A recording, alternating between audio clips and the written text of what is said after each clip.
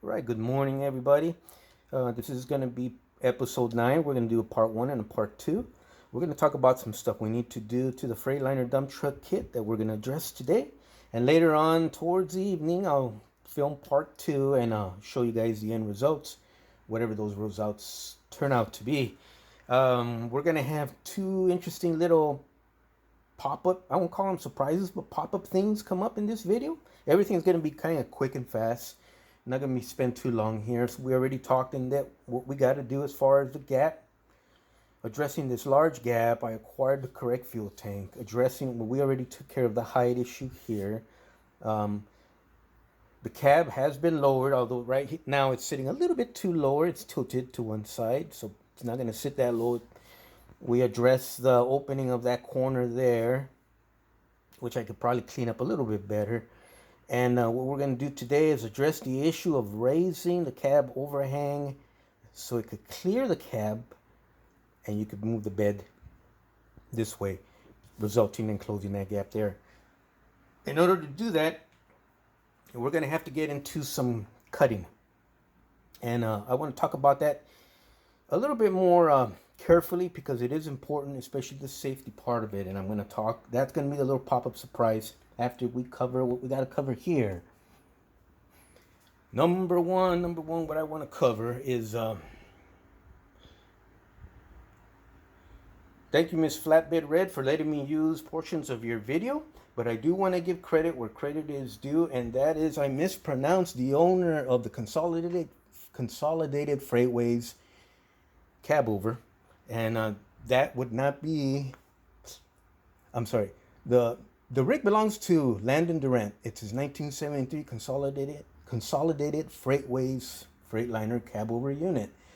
Landon Durant, thank you very much. You've done wonderful work on the Freightliner, and thank you once again, Miss Flatbed Red. Landon Durant. Check out Landon Durant's Consolidated Freightways Freightliner cab over on his website and on Miss Flatbed Red's website. She's beautiful, and that's what we're going to be using as a guide as the build process goes on as far as we're concerned here. When we get in all around the cab and rivets and all that good stuff, which we're going to get into in detail here in a few more episodes down the road. But for right now,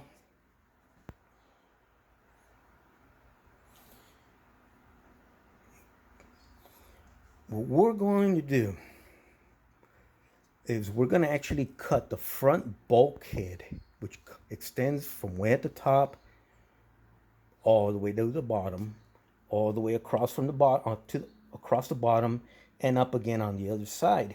The good thing is we don't have to go all the way up. The mounting glue point, as far as she'll go, is only right here. So we're going to cut from here to here, down across, and then back up to there. That will release that whole front bulkhead, including my improved cab overhang metal feature here, and we're going to raise it up where it should be. We'll measure that space. We'll turn around. We'll get a sheet of styrene. It will cut across at that measurement. We'll glue it back onto this piece. We'll reinstall it with the new height, and then I'll go back in. There's some grooves underneath the dump bed that I'm going to have to go in and recut so it can match the way AMT designed the kit. So it's not hard, it's not time consuming, and because they are large pieces, it's going to be kind of interesting. I'll film it when we get to that part. What I did notice on the AMT Freightliner kit, let's do this.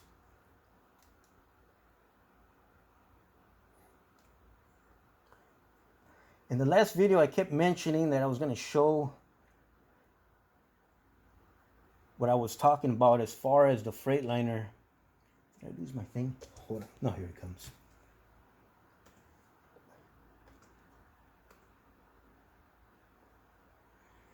As far as the Freightliner and the look that appealed to me immediately when I saw her was its boxiness, its compactness, which I described in the last video.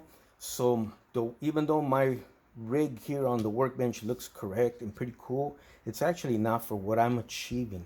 If you look at the video there, literally the Freightliner dump truck here on the prototype that we're watching is literally a box, a rectangular box, and everything fits within that box. It gives it that compactness. It reminds me of a Sherman tank, small, compact, not wide, and just a sturdy iron fist. Or in this case, or in the case of the Sherman tank, unarmored fighting vehicle. But that needs to translate to the model I have on the workbench. So with my dump bed sitting way too back, I had a large overhang, had a large gap here, and the cab overhang was not hanging over the cab because there was no clearance. It was just touching the corner here. Also, that large wheel well space that it had, or it comes with the AMT kit, you could see it here. Now it's bouncing around in dirt. Maybe in this particular second when I freeze framed it here, the gap between the bottom of the cab there and the top of the tire is a lot closer, kind of like what I did with the mods on mine. Gonna be kind of like this. We'll drop it down. So all those things I mentioned took away from the look of the prototype, which is that armored box, that rectangular box, that armored citadel type look to it.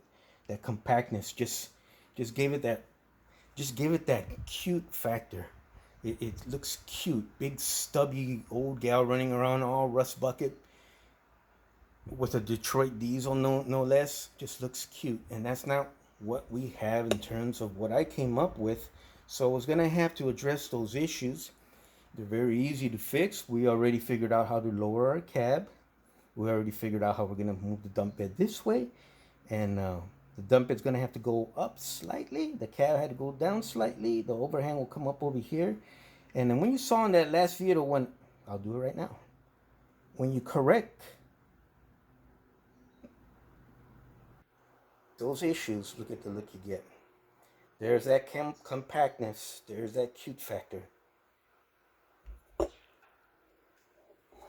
that we're trying to achieve, just like the real one.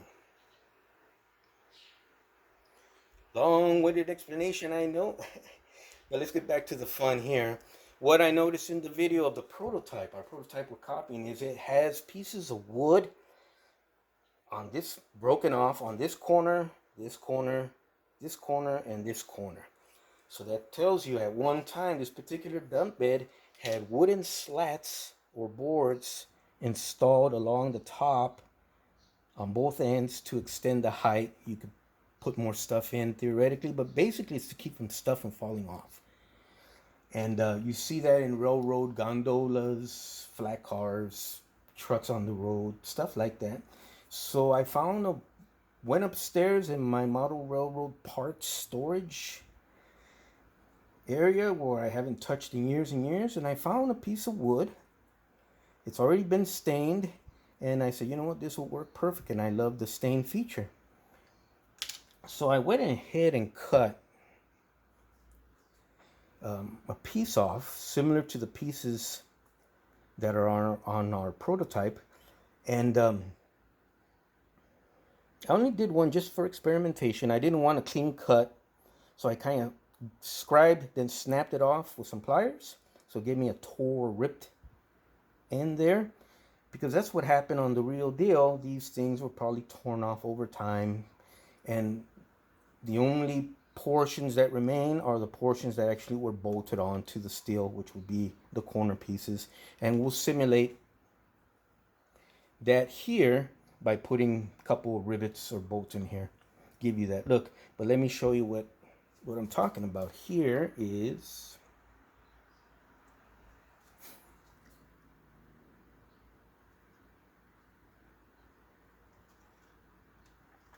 that's how they look on the video. Pretty cool. So you'll have all four corners with that feature. Another feature that our prototype Freightliner has on the video that ours does not. That looks pretty cool there. The bed is sitting higher on the rear than the front. Gives it that hot rod look. We'll leave it like that for a second. Is On the real one, back in this portion here, they have a roll. And it was a roll with a tarp, a black tarp, where the driver would cover the dirt road so he could go down the highways and be legal. Now that it's a farm truck, they probably either that tarp tore off or they just tore it off. And our prototype Freightliner down in Austin has that feature. So we're going to use this piece of plastic struck tubing. It's solid, but it could be hollow. We're going to cut it to the correct length here.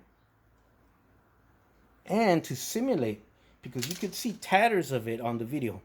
You can still see tatters of it. It's long gone, but tatters are still in place. Kind of like these pieces of wood on the corner. We all have this in our yard somewhere. We laid down some work here years ago. We put down some plastic trash bags, cut them open so it would keep grass or weeds from coming through. And throughout the years, it always pokes up and it looks ratty. But I said, you know what? I got some of that in my backyard. That would be perfect for this tore off, ratty looking piece there. Sure enough, there it is. I had this under my rear, where the faucet is for my water hose in the back, and it always pokes up. I always have to cover it with dirt and rocks again, but this is what we're gonna use.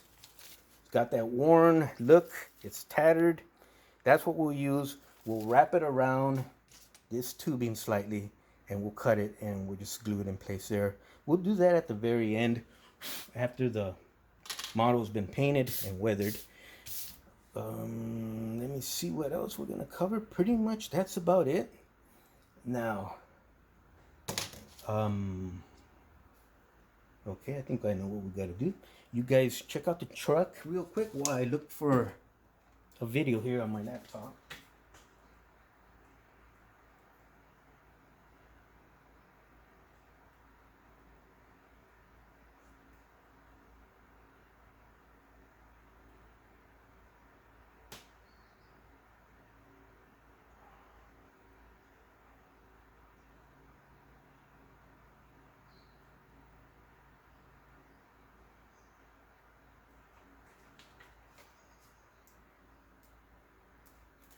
All right, this is important. You'll probably get a chuckle out of it, but it really, really is important. And it's something that has affected me, or where I witnessed it throughout my lifetime, and that is your shop safety. We hear it all the time, you know, don't cut, learn, practice your safety procedures, you know, on and on and on. But I'll tell you what, like that cool teacher, I always talk about, I'm not that boring teacher where we're just going to read out a book and just talk. We do experiments here. We try other people's ideas. We crash and burn. We do great and we fail sometimes. Today we're going to show film strips. Think back when you were first a young man, a young kid in junior high or in high school, in other people's cases, and our first day of shop class. And what's the first thing they teach you? Like the first few days, they show you film strips or films of shop safety. So in the theme of shop safety, I'm going to show you this video how I gouged a big chunk of my thumb. I didn't even feel it because it was a brand new blade, and it, you know, they don't bleed right away. They'll bleed like a pig, trust me, but they don't do it right away. They fool you, and then you look inside, you can see your white meat inside of your flesh, or you can see bone sometimes. It's gonna bleed like a son of a gun. It's gonna hurt, it's gonna throb, and you're not gonna be able to eat oranges, lemons, or any type of chilies or hot sauce for a whole week, because it always will wind itself back in your thumb, where it's gonna sting like a son of a gun. And that's exactly what happened here. So let's watch this next film strip. That's just a joke. Picture the screen. Picture your old shop class. In my case, it was back in 6th grade, 1978. And they were still showing films and movies that were made in the 50s. Some were black and white, some were in color. Picture that here. Picture those grainy lines running up and down, and the sound being warped where it just bounces all over the place. And picture Troy McClure's. Picture it in your mind. Troy McClure is the narrator. Right here, I'm talking about how how I had to cut this cross member in half using a sharp razor or hobby knife. And I always practice shop safety and I watch where my fingers are, except in this case. In this case, the part, as I was cutting it and put pressure down upon it, the part itself warped because it's styrene. When the part warped at that second, the knife went down with the pressure I was applying, and I keep my hands out of the way of the area where it could go, and that's what happened here in this case. However, because the piece warped on me in the shape of a U in an instant, it changed the direction of my blade, resulting in the direction of where I was cutting also changed. And when the blade went down and then popped off the styrene and kept on going, well, it went straight for one of my thumbs. And that's what happened here. It's gross in one section, so I'm gonna actually censor it. But let's watch it and let's just have a blast here. So I'm about to show you the thumb. Doesn't look bad yet. Now this had just happened 3 seconds before, and I knew it was gonna start bleeding. So it kind of looks normal there, starting to bleed a little bit. I could tell how deep it went and how large it went. That's a big flap of chunk of meat there. So we'll take it as far as we can go. I'm explaining right here at this point, right about here, I'm going to start opening it up. Whoops, with an X-Acto knife. Well, let's do it like this better.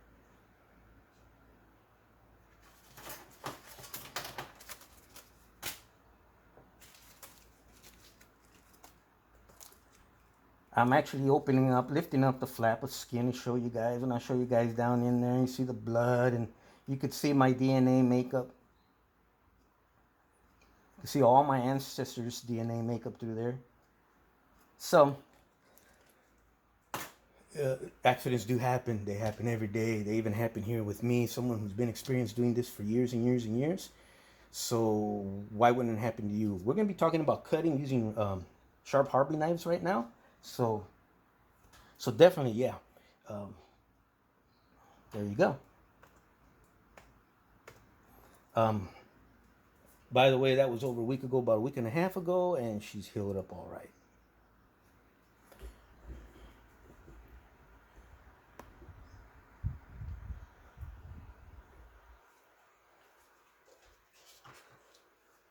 All right. So what we're gonna do here, if I may.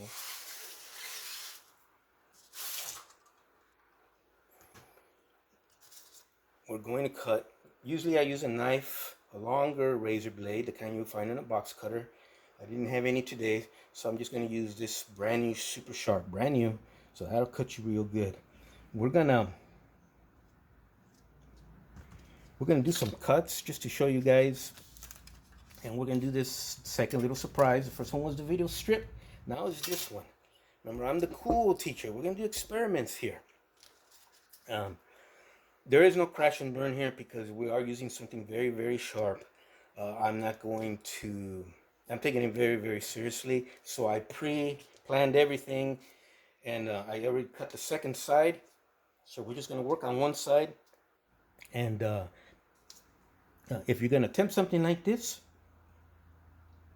practice, practice, practice your safety. Be cognizant of where your hands and your fingers are, relationship where you're making the cut, and if the blade goes where it's going to go, keep your hands out of that field of fire, which would be about right here. The problem in my case was that piece warped on me and threw my blade in another direction. So. How I started the cut on the other side.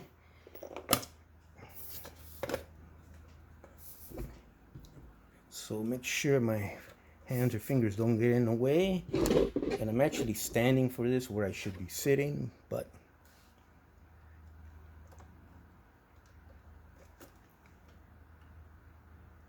yeah. We'll start off my cut real slow, and I'm just gonna, that was quick. I was just gonna rock my blade down little by little as I let it do its magic, not me force it. I already did the other side. I guess That was a surprise. Now we still have to undo the bulkhead along this side here. So let's go ahead and do what we're going to do here.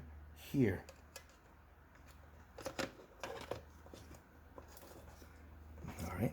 So like I said, the reason I use the long blade is because, and not my hobby knife, is because this part of the blade will poke through the other side and this part will be poked on this side. It's because of its length.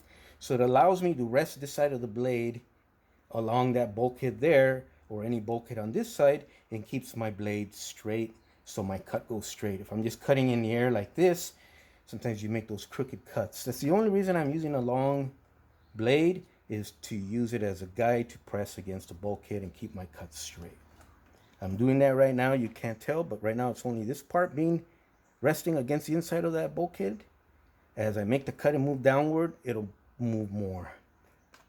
My hands, if it slips, are nowhere near a field of fire here. It'll just go down. Unless something warps on me and it does, I don't know if you saw that, it does something like that. But I don't think I'm going to be that unlucky twice in a row. All right, let's do from here. We're just going to place it in the gap and rock back and forth. I'm putting a little tiny bit of pressure. It's a brand new sparking out of the pack blade. So it requires very little effort for me. I'm just rocking back and forth. You can see. Maybe not, but I'm doing this. And it's going downwards on its own. The length of the blade resting against the bulkhead areas here, although it's only just grabbing on a little bit for right now, is allowing my blade to do a straight cut. So in other words, minimal filling with putty.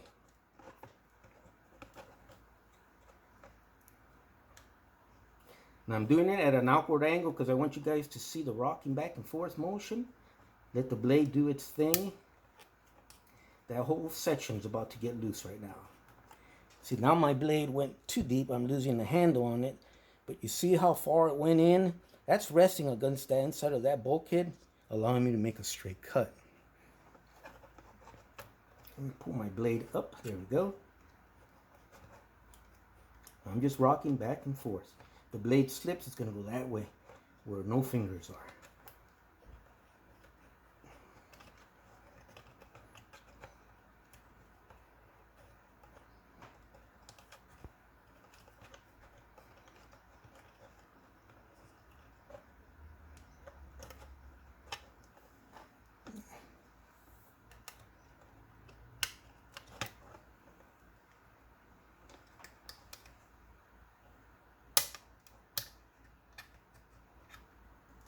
You can go in there. Let's keep going this way. Let's do it like this better.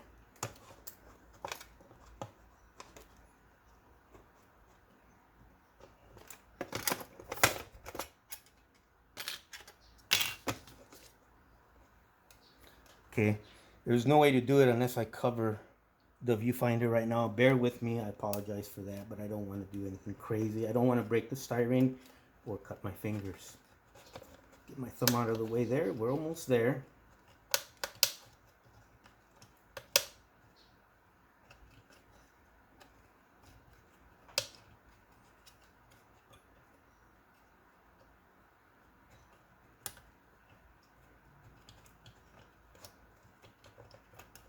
God damn. What is it hitting? I think what we're going to have to do here is probably score the part. I'll cut on this way. Once again, I'm going to block the view. I apologize for that.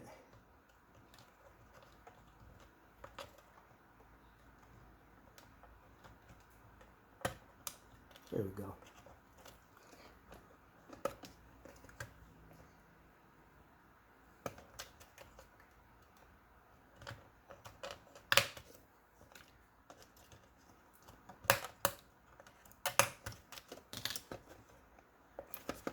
All right, I think we got it. That last part was awkward. I think there's a part where it's not, where it's hanging up. Okay.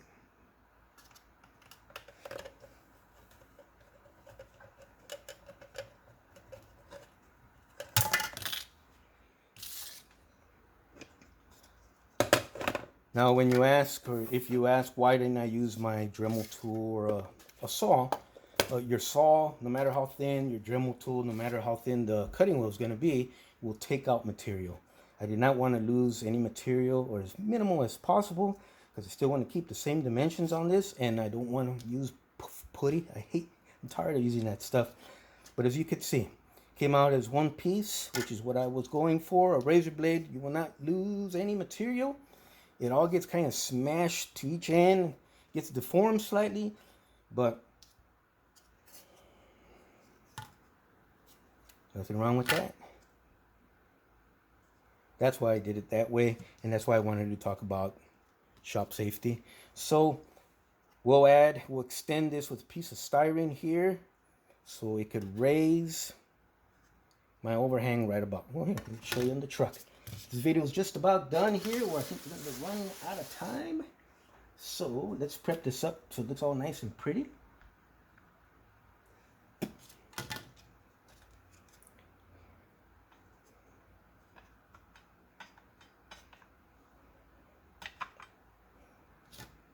So remember, our overhang was down here. We're gonna raise it, and that will allow for the dump bed to move in. You kind of get the idea. Anyways, I think that's about it for today. Thank you for joining me. I'll show you the end results in part 2. It's not a big deal. It's just a piece of styrene you're gluing on, and you cut the bottom to match these features here. And pretty much that's it. Thank you for joining me on all these series. It's going to get even more in depth when we work on the cab seam and the rivets. The hinge system I'll film for you guys. That's kind of quick. I got a Detroit diesel in 1/25th scale. We're going to build that sucker up and weather it using washes and oils and stuff. That's going to be an involved, long process. Probably 3 or 4 part episodes, because I love doing that and I take my time. You guys take care. Have an awesome rest of your weekend. And we'll be back.